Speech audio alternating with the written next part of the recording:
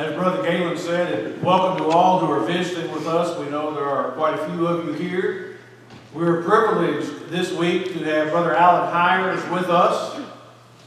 Brother Hires is a very qualified speaker. I'll add the word debater because I know you have had many debates way back in his days, and those are still in written form somewhere, I'm sure. That if you would like to read some of those, that's when he was still a student, I believe it was, at Freed Hardeman when you were doing those debates. And so he also worked for over 30 years for the Tennessee judicial system, moderated the open forum at the Freed Hardeman University lectureships each year in February for 15 years. With him today is his wife Sandra and one of his daughters Kim, and we're glad that they are here. And he also has one other daughter, 4 grandchildren, and 2 great-grandchildren. Also edits the Spiritual Sword, a quarterly publication that comes out, and it's a very wonderful publication that deals with very timely subjects. If you're not familiar with that, I'm sure Brother Hires would be happy to inform you about that and tell you how you might be able to obtain copies of that. This morning in our worship service, Brother Hires' lesson is going to be about the great cloud of witnesses from Hebrews chapter 11, and he's going to speak this morning about Moses. He made a choice. Brother Hires.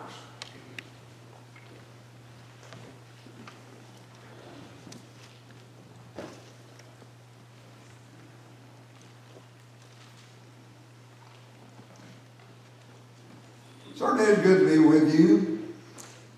And I'm amazed sometimes at the connections that we have. I think about some of you in the audience that I've either known you or some member of your family, or we've worked together in some place. And it just makes it a joy and a pleasure for me to have the opportunity to be with you. The man who made our announcements a few minutes ago, Brother Cooper, I knew his brother, V.A. Cooper, very well. And Brother Cooper is related to Peyton and Dorothy Askew, who were members of the Getwell Church when I was preaching there. In fact, Peyton served as one of our elders. And I just think about all of the connections that we have and how important they are and how pleasant they are. I've met several of you that I've known in other capacities. Now, a little while ago, I spoke to Jeanette. I don't know her last name because when I knew her, she was Jeanette Smith. And her mother operated the cafeteria at Freed Hardeman when my wife and I were students there. Her name was Della Smith. And the practice back in that day was that you would go through the line, and every 15, 20 minutes, they would ring a bell. And that meant you bowed your head and somebody offered thanks for the meal. Well, we did that during our time at Freed Hardeman as students. And I was amazed later on when we lived in Memphis, and we would go somewhere like Britlin's. And we'd hear a bell, we'd bow our heads. We've gotten so accustomed to it during our time there. Our former neighbor is here. Betty, good to see you. Betty Malone from Henderson now, but she and her family lived next door to us when we were in Germantown. So I just think about all of these connections and how much they mean to me and how pleasant it is to be with you and to have the opportunity to visit with you and also to study from the Word of God. I actually was asked to speak on the great cloud of witnesses, and we ultimately decided that I'd speak on that theme throughout the day today, and then Monday, Tuesday, and Wednesday night to talk about fundamentals of the faith. But I'm looking at some of the great witnesses that we find, particularly in the 11th chapter of the book of Hebrews. And one of those is a character by the name of Moses. And I want to read to you our text in Hebrews 11. I begin at verse 24. By faith, Moses, when he was come to years, refused to be called the son of Pharaoh's daughter, choosing rather to suffer affliction with the people of God than to enjoy the pleasures of sin for a season, esteeming the reproach of Christ greater riches than the treasures in Egypt, for he had respect unto the recompense of the reward. By faith he forsook Egypt, not fearing the wrath of the king, for he endured as seeing him who is invisible. There are other statements that are made in this connection about Moses, but that does introduce us to our theme of the day, and that is that Moses made a choice. If you think about it, our lives basically are wrapped around choices. You make little choices every day. You get up in the morning and you think, what am I going to wear? What shoes will I wear? What outfit will I put on? You make choices sometimes about what you're going to do during the day, whether it is at your place of work or in your home or whatever it may be. And in one way, you may say that your life is merely living out the choices that you make. I think the three most important choices that we make early in life, one is whether or not we're going to be a Christian. Two, who is the person we marry?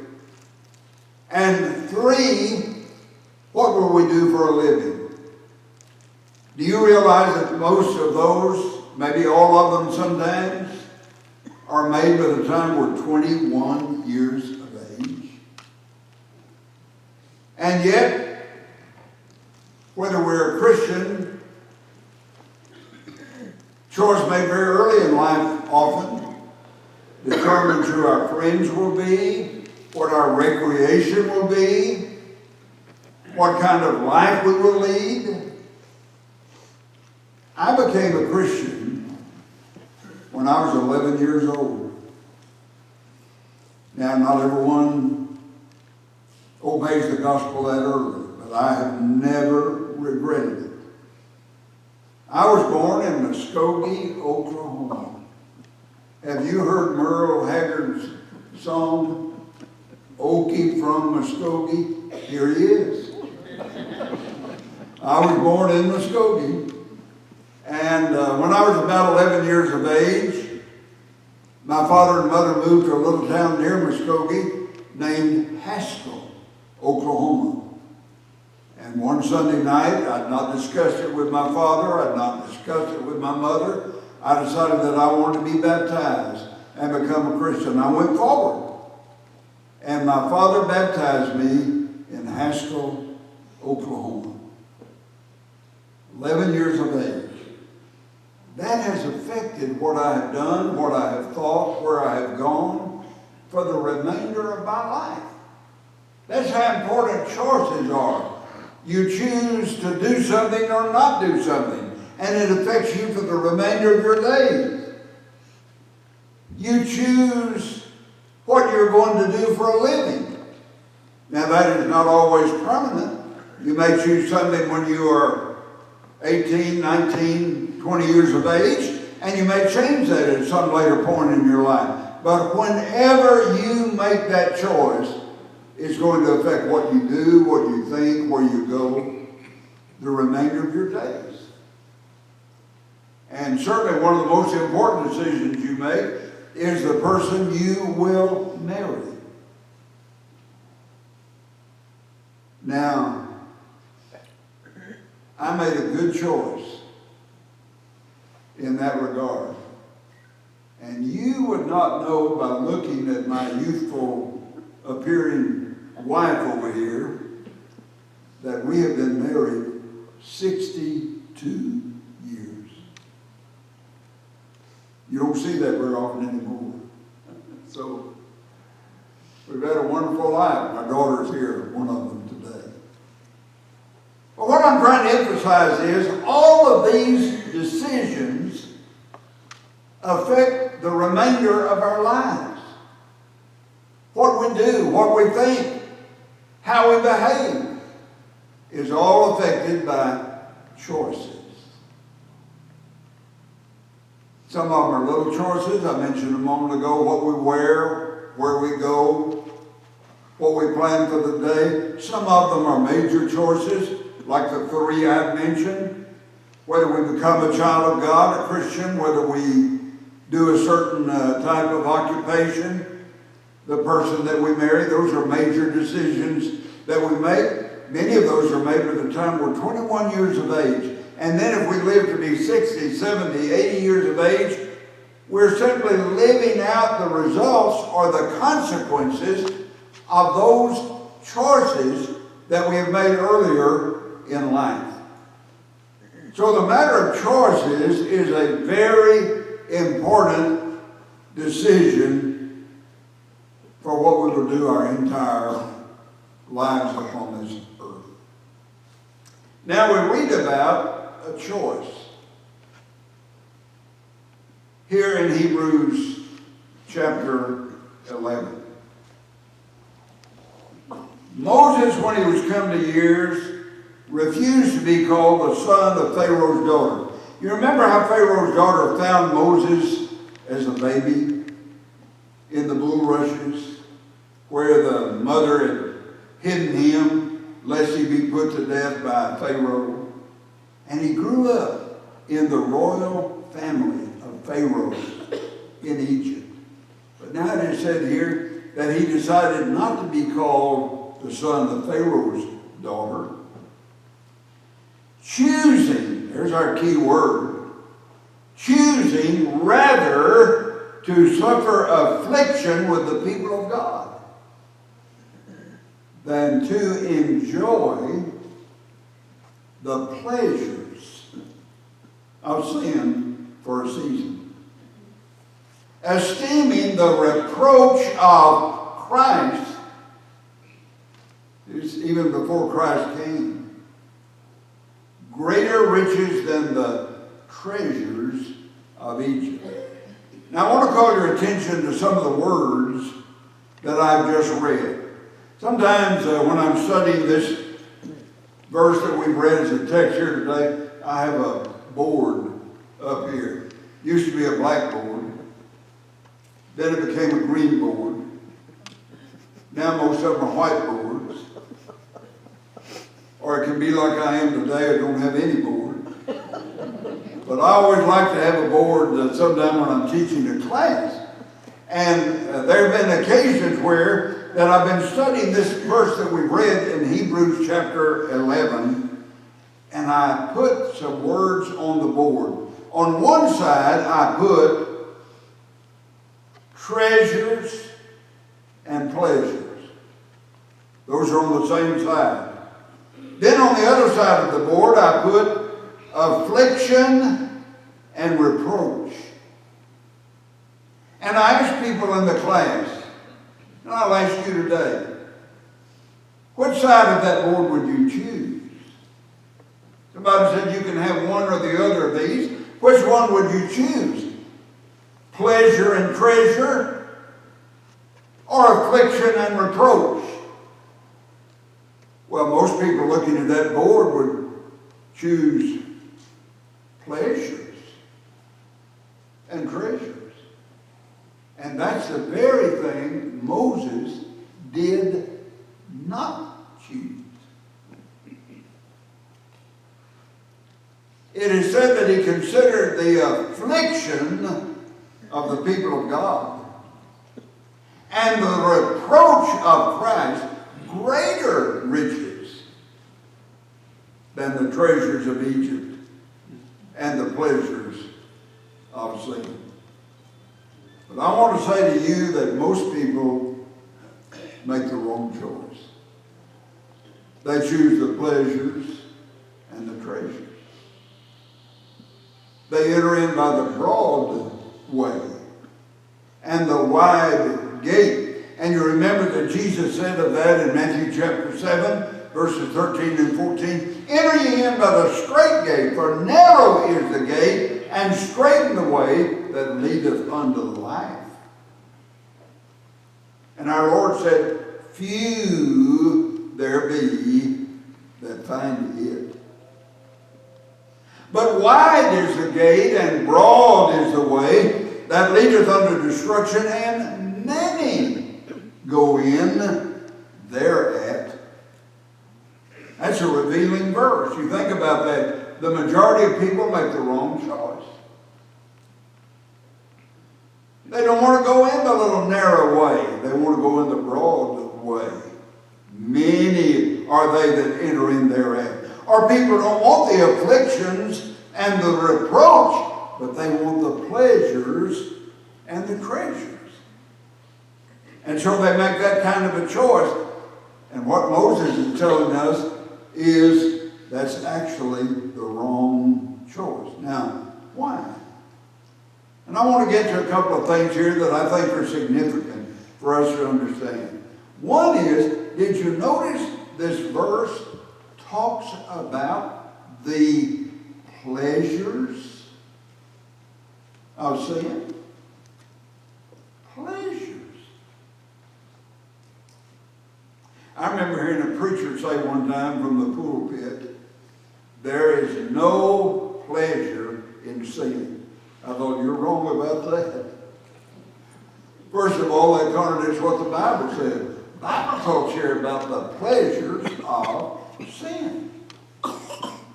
But I also thought he is wrong based on human experience.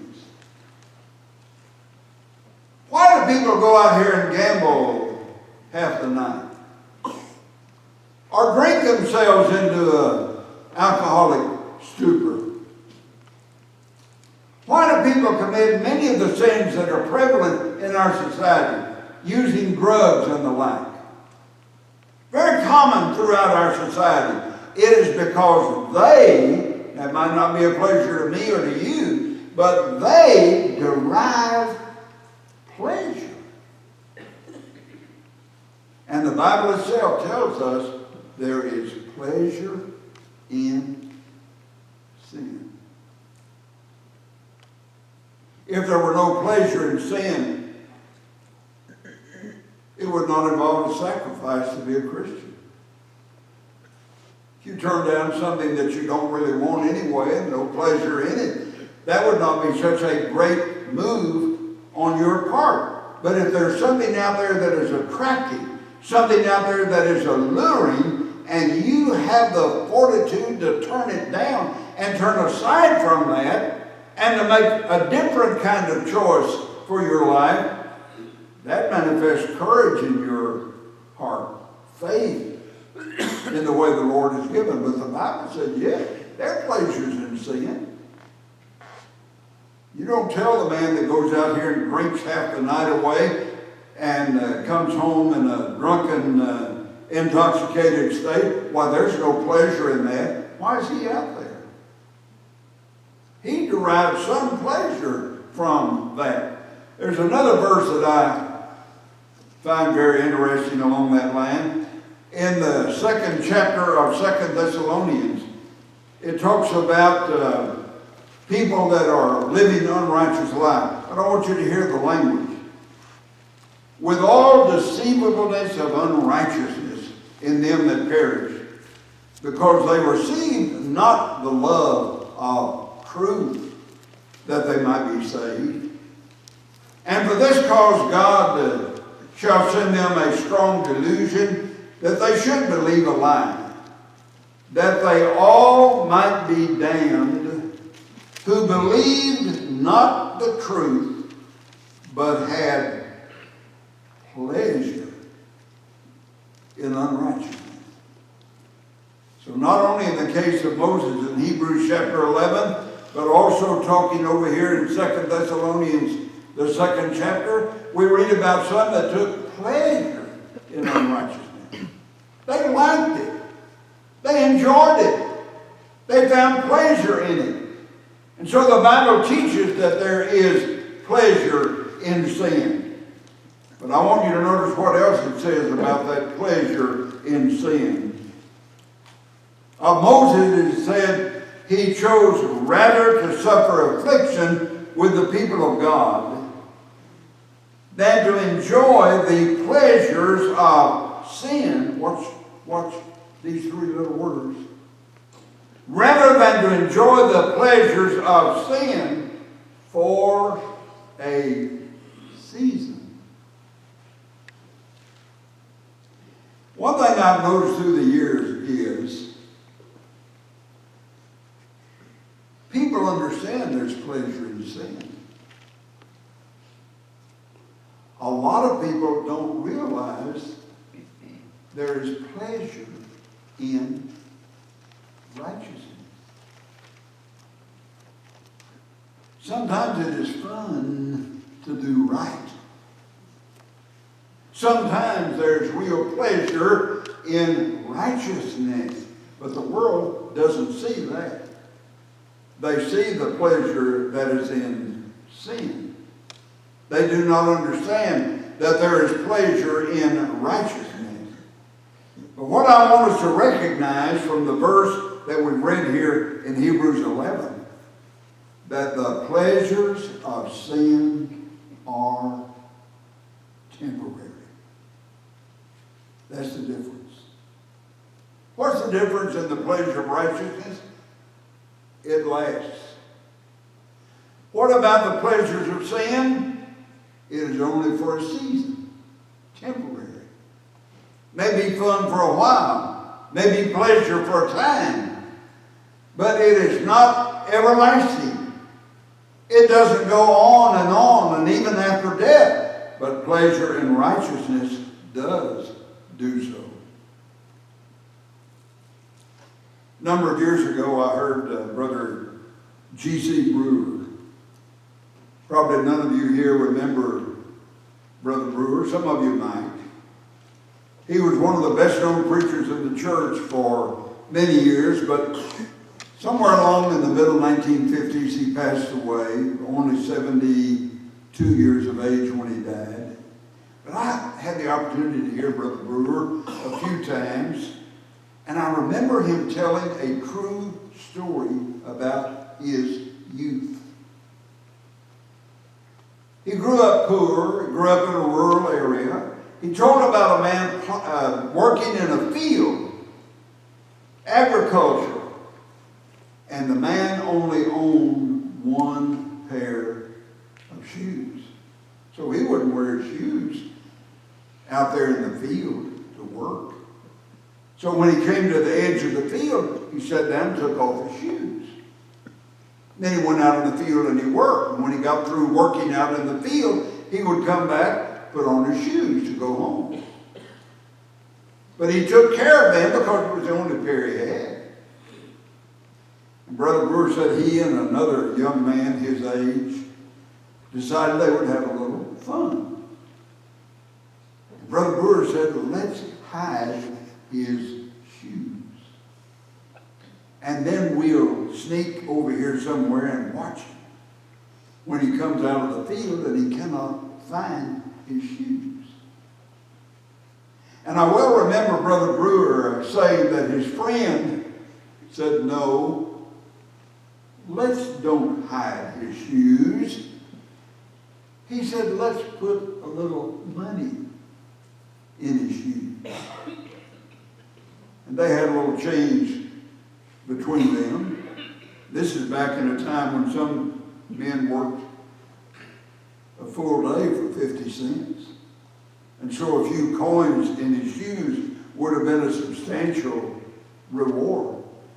So they decided they would do that, and they put a few coins in his shoes. Then they hid and watched the man come out of the field. And they said, he picked his shoe up to put it on, he found those coins in there.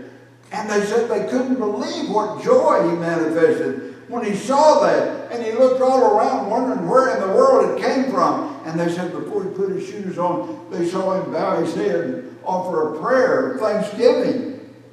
And Brother Brewer said that was so much more fun, so much greater enjoyment than if they had hidden that man's shoes and worried him when he came out of the field and tried to find his shoes. And Brother Brewer was making the point, and I have never forgotten it, that sometimes it is more fun to do good than it is to do evil. Sometimes it is more fun, more pleasure to do something right than to do something wrong. And I'm amazed that the world out here at large, they don't understand pleasure and righteousness. They don't understand the joy that people can get from it. But they understand the pleasures in sin. Now here is where the choice of Moses is really significant for us today. He chose rather to suffer affliction with the people of God than to enjoy the pleasures of sin for a season. And then it says, for he accounted the reproach of Christ greater riches than the treasures of Egypt. That's what the world at large really does not understand. They do not understand the pleasures involved in doing that which is right. So Moses made a choice. He could have stayed in the courts of Pharaoh. He was the son of Pharaoh's daughter. He was raised in riches. He was raised in power. He had the opportunity to remain in that surrounding, but he chose rather, the Bible says, to suffer affliction with the people of God,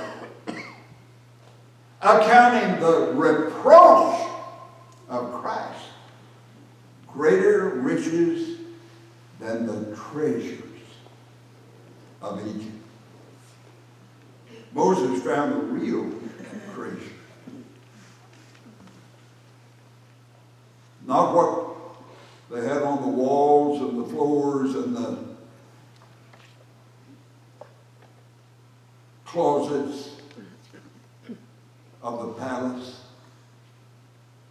in Egypt, but what he found with the people of God. I sometimes think about things that I've enjoyed in life. I've met several governors, senators. When I was recommended years ago to sit on the Court of Appeals, which meets right up here at Jackson, one of the men on the committee that examined me and my qualifications was Senator Fred Thompson. He was a very pleasant fellow, and you know, he never forgot me. I've run into him occasionally on the street in Nashville, and he'd always say, "Hello, Judge." That's when I was serving as a judge on the State Court of Appeals.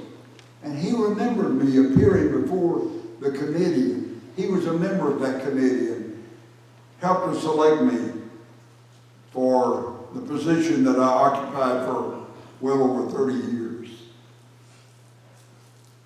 When I was first appointed to a judgeship, I received a call from the office of Lamar Alexander. At that time he was governor. As you know, he's now U.S. Senator. But I went up there to meet with him in his office, and he came to the door and said, "Come in." I was out in the outer office. Went back there, no one in the room but me and the governor. And we sat down and had a conversation about half an hour. He asked me about my family. He talked to me about my work. He told me, "I'm going to appoint you to the State Court of Appeals." That was the second highest court in the state of Tennessee. So I've had the opportunity to meet a few rather famous people across the years. I got on an airplane one time and there sat Conway Twitty. I spoke to him. And I met other famous individuals across the years. Well, that's fun. It's enjoyable to meet famous politicians or celebrities of one kind or another. But I want to tell you something. The greatest joy that I have is like right here. I would rather be with members of the body of Christ than all the celebrities that you can name. I was in the airport one time in St. Louis, Missouri. I was between airplanes. I think I'd been in a meeting somewhere. I was on the way home. I had to fly into St. Louis and had to wait there for maybe a couple of hours before I got on the plane that came back toward Memphis. And I'm walking down the corridor there in St. Louis, and I saw a fellow that I recognized. His name was Charlie Collins, and he played music at Opryland theme park. And I said, "Charlie Collins." And he stopped and spoke to me. I had not even noticed the guy next to him. His name was Roy Acuff. And when I realized who it was, and I spoke to Mr. Acuff, he said, I told him, I said, "I'm a judge in Tennessee, and I'm on the way home." He said, "Well, I'm down at gate so-and-so." He gave me the number of his gate. "Come down and visit with me." You know, I went down to the gate, sat down with Roy Acuff for about 45 minutes. Had the nicest visit. He was a real gentleman. And I thoroughly enjoyed that. One time I was in the airport in Chicago, Illinois. I'm walking down the hallway, and I noticed everybody turning around and looking at the lady walking just ahead of me up there. So I speeded up a little bit to get up next to her, and I got up next to her and I said, "Are you Oprah?" She said, "Yes, I am." And we walked along together toward our gate. Well, I've had the opportunity over the years to come in contact with a number of famous people. But listen to what is said here by the writer about Moses. He accounted the reproach of Christ greater riches than the treasures of Egypt. And he chose rather to suffer affliction with the people of God than to enjoy the pleasures of sin for a season. So I'm trying to illustrate the fact here that there is something about making the right kind of choice in our lives. I've met people that were famous. I've talked to a number of celebrities. I've enjoyed it. I'm glad that I had the opportunity. There are others that I've met over the years. But here is where I am most at home. I've held meetings all over the country.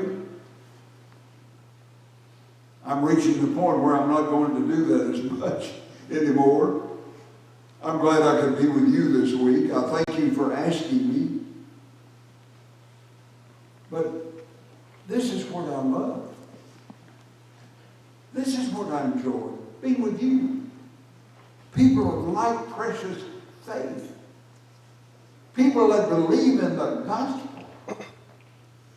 People who want to be New Testament Christians. That's the important thing that I see here. Moses made a choice. A choice that on the surface may not have looked like the right choice. He had riches in front of him. Worldly riches out there. He turned those down. The world looking at that choice would say, "How foolish that you have turned down the riches that you could have enjoyed in the courts of Egypt." But he accounted, watch what the verse says, he accounted the reproach of Christ greater riches than the treasures of Egypt. And sometimes it's hard for us to see what is really valuable. What really means a lot. And I'm telling you that there is no life better than the Christian life. There is no choice more meaningful than the choice to live a life of faithfulness to God.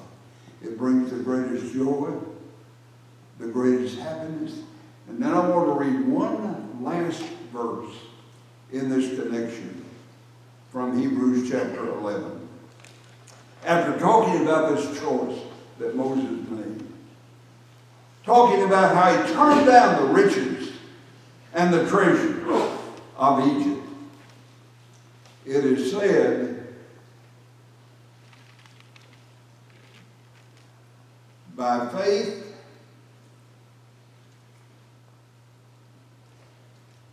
he forsook Egypt, esteeming the reproach of Christ greater riches than the treasures in Egypt, for he had respect unto the recompense of reward.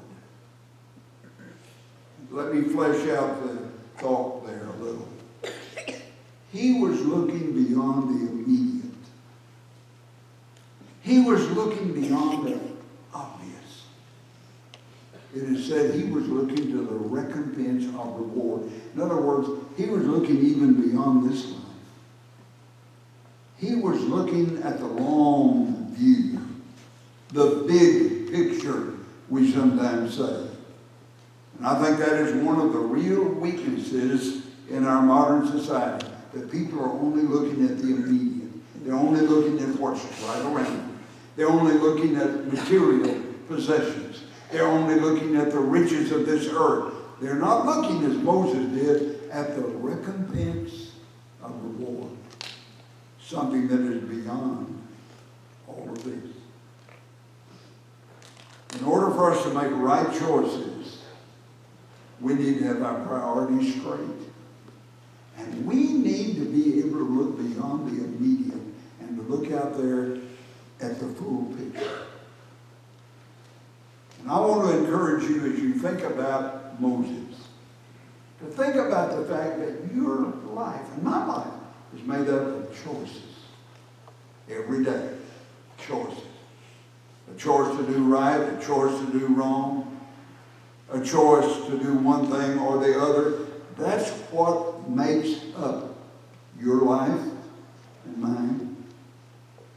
And if we will learn to make the right kind of choices, we'll have a richer life here, and we will enjoy eternity, the recompense of reward when this life is over. If you've never obeyed the gospel, you need to repent of your sins.